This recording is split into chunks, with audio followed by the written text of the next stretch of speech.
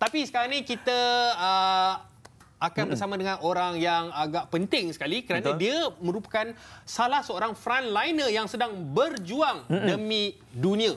Bukan negara dah, dunia, sebab dia masalah dunia. Kita bersama dengan Dr. Alif Adlan Muhammad Tauhid, iaitu pakar perubatan klinikal penyakit berjangkit Hospital Sungai Buloh. Assalamualaikum, doktor. Waalaikumsalam warahmatullahi wabarakatuh. Faiz dan Muaz. Terima kasih doktor, dalam kesempatan ini, dalam kesibukan waktu tu sempat lagi bersama dengan kita pagi ini untuk terus menyebarkan kebaikan, menerangkan mengenai COVID-19 ini. Dan kalau kita tengok dari masa ke masa sekarang ni, kita dah sedia maklum dan kita nampak mereka yang terjejas akibat COVID-19 ini, mereka yang berumur selalunya, dan lebih-lebih lagi kalau kita tengok yang melibatkan kematian ni, mereka yang mempunyai risiko penyakit-penyakit 3 serangkai dan sebagainya. Jadi mungkin kita dapat penjelasan daripada doktor, adakah mereka yang mempunyai penyakit-penyakit ini sangat terdedah kepada COVID-19 ini dan lebih cenderung kepada kes-kes yang membabitkan kematian? Okey. Jadi kita tahu penyakit kronik seperti darah tinggi, kencing manis dan penyakit jantung ni, mereka yang mengidap penyakit-penyakit tersebut adalah golongan yang berisiko tinggi untuk mendapat komplikasi sewaktu jangkitan COVID-19 ini. Virus ini tak mengenal usia, jantina atau bangsa, dan itu pun tak menyebabkan seseorang itu golongan yang pertama terdedah. Jadi apa yang membezakan golongan yang berpenyakit kronik ini berbandingkan golongan yang lain yang tidak ada penyakit kronik ialah mereka berpotensi mendapat komplikasi sekiranya mereka berpenyakit kronik.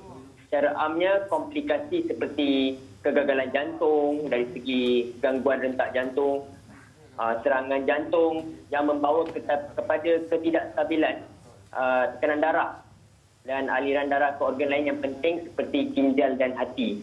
Meskipun COVID-19 ini adalah penyakit pernafasan, saluran pernafasan dan paru-paru, risiko penyakit kencing manis dan darah tinggi haruslah diambil serius dari segi kawalan dan juga pengambilan ubat yang konsisten.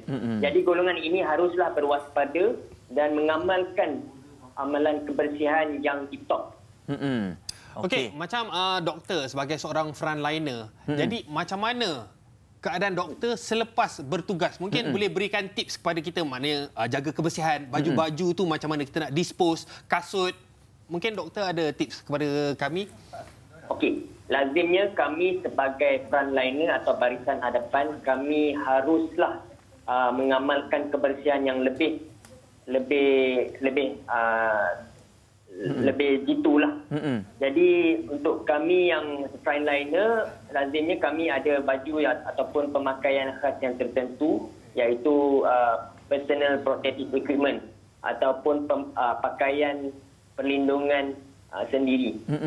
Jadi untuk rakyat di luar sana, selain daripada mengamalkan kebersihan seperti kebersihan tangan, haruslah mengamalkan etika batuk yang sempurna. Dan yang baru-baru ini adalah isu tentang pemakaian topeng ataupun pelindung muka.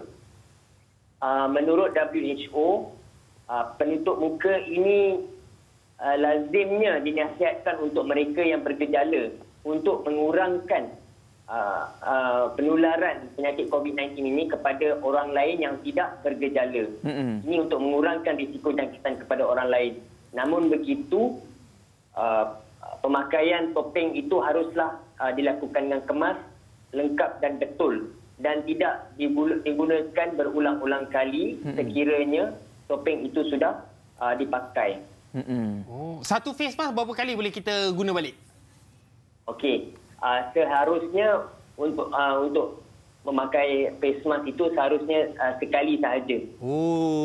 Kalau dah buka tu, yes, dan kalau dah basah atau lembab, haruslah ditukar dengan face mask yang baru kerana cecair-cecair ataupun ingusan yang terlekat di situ berpotensi untuk menjadi sumber jangkitan. Okey, jadi doktor, bagaimana dengan sarung tangan pula? Ada difahamkan sarung tangan ni bila sekali dah pakai boleh terus buang. Tapi ialah nak pakai sarung tangan kan sekarang susah. Adakah sarung tangan plastik itu kalau dah pakai kita boleh cuci balik dan kemudian kita gunakan?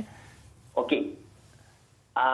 Soalan yang sangat praktikal dan penting.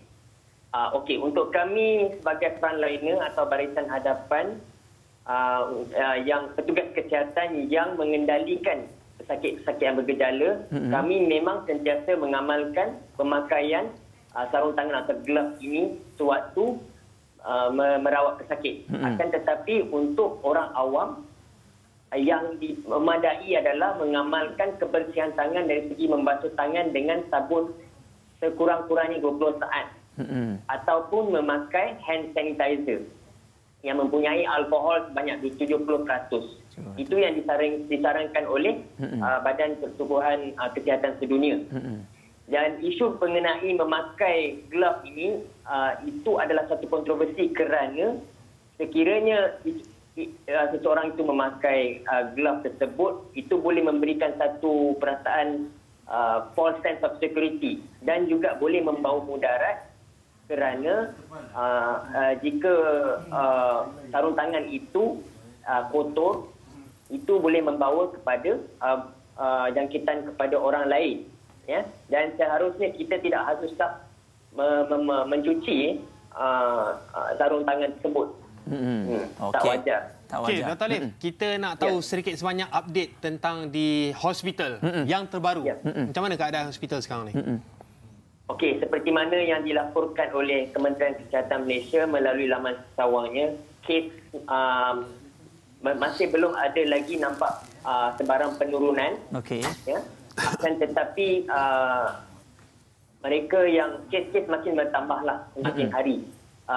Namun begitu, petugas-petugas kesihatan sentiasa dalam keadaan siap siaga dan kami secara konsistennya memang merawat pesakit-pesakit di hospital agar kerana sekarang ini memang sibuklah di hospital kerana pesakit bukan sahaja satu atau dua ward tapi beberapa ward sudah dibuka untuk menerima pesakit-pesakit ini. Jadi tahap kesibukan dari sehari ke sehari memang makin lama makin bertambah. Tanggungjawab pun bertambah kerana pesakit-pesakit ini memerlukan pemantauan yang teliti kerana COVID-19 ini adalah salah satu penyakit berjangkit yang berpotensi untuk berprogres daripada gejala yang ringan kepada gejala yang teruk. Jadi kita sibuk dari segi itulah, dari segi memantau mereka dan memberi rawatan yang terbaik supaya mereka tidak mendapat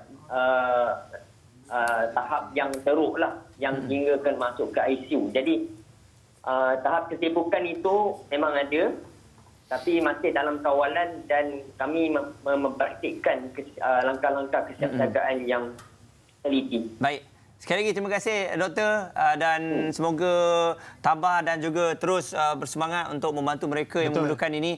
Satu usaha sangat murni seperti saya dengan Faiz katakan tadi. Kami ni tak tahu nak cakap macam mana dengan frontliner ni. Sebab ialah kita nak buat macam doktor buat, kita tak ada kemampuan. Akan tetapi kita respect, kita hormat kepada apa yang doktor lakukan. Kita doakan agar semua frontliner kita berada dalam keadaan yang sihat. Ya, terima kasih doktor. Tolong doktor untuk sampaikan salam saya kepada semua petugas-petugas pada hari ini. InsyaAllah. InsyaAllah. Terima kasih semua. Terima kasih rakyat Malaysia. Terima kasih. Dan terus memberikan sokongan. InsyaAllah. Okey. Wow. Yes. Cerita pasal COVID ni memang macam-macam lah. Sebab kita pun dah lama mengharunginya, dah lama melaluinya. Tapi masih lagi tak jumpa jalan penyelesaian. Betul. Dan juga vaksin yang diperlukan. Okay. Tapi apa yang paling penting, sama-sama kita tak kira agama, bangsa, sama-sama kita berdoa kepada Tuhan untuk sama-sama kita dapat mengatasi benda ini secepat mungkin. Okay, dan kita lihat dulu.